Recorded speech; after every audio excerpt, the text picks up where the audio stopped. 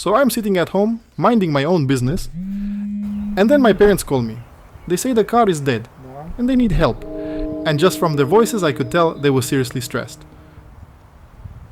So I jump on my motorcycle and head out to their summer house to see what's going on. It's faster and honestly, way more fun.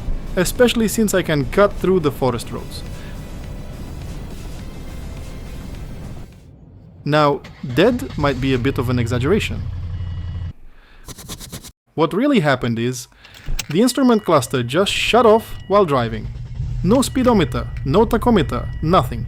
Even the turn signals weren't showing. And yeah, that freaked them out quite a bit. They didn't know how fast they were going. They didn't know if the turn signals were on. Not a great situation to be in. But since some warning lights were still coming on during startup, I figured the problem was somewhere inside the electronics of the cluster itself. So, let's take it out and see what's inside. Actually, my dad pulled the cluster out himself. He's the one who taught me most of what I know about working with my hands. And probably the engineering mindset too. Back home I take a quick look and start taking it apart.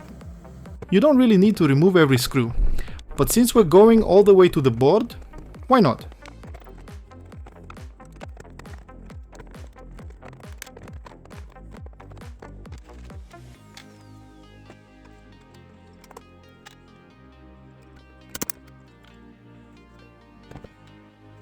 Then I bring in the microscope and the soldering station and start a proper inspection.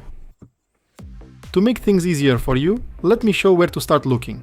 Check this area if your clock resets, jumps around or starts running by itself, or if the buttons don't respond.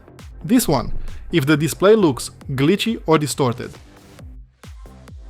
And here, if you're having power-related issues with the cluster, like the gauges acting weird or problems with the backlight and warning lights. I went over the entire board under the microscope and found a couple of problems. First, someone's been here before. There's flux everywhere, the board wasn't cleaned, and honestly, the soldering doesn't look very trustworthy. And the second issue is right here. See these tiny cracks on the resistor joints?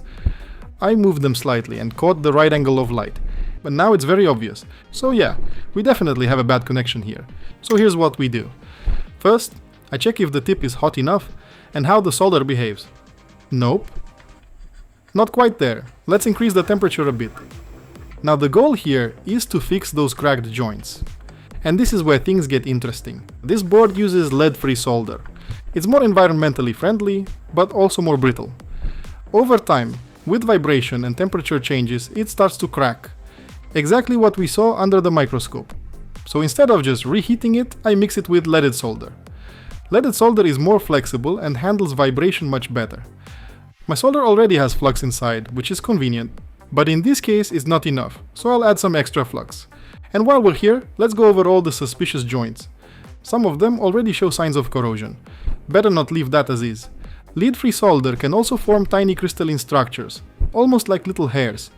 And in worst cases, those can short nearby pins, especially on dense components like processors. It also melts at a higher temperature and is generally harder to work with. But it's great for automated production and wave soldering. That's why it's used everywhere. So in this case, vibration and temperature cycles caused the joint to crack, and the contact was lost. This kind of issue is actually pretty common, and often very hard to find. Without a microscope, it's really tricky. But if you don't have the tools, one option is to just reflow all the suspect joints. I also decided to reflow the processor pins. Not that I completely distrust the previous repair. But under the microscope, a couple of pins didn't look great, so I go one by one. No overheating, just touch, make sure the solder flows properly and move on. It's actually pretty simple. The main thing is not to bridge the pins.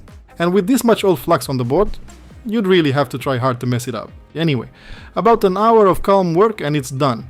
Next step is to test it in the car. After that you could apply a protective coating to protect it from moisture and vibration. But honestly, even like this, it should last for years. Alright, now let's not be savages and clean all the soldered areas from flux. It's pretty simple, regular rosin comes off nicely with alcohol. And for anything more serious I do have proper cleaning solutions, but in this case we don't really need them. Now we put everything back together. Just a quick check to make sure nothing is messed up, all the screws are back in place and nothing is misaligned.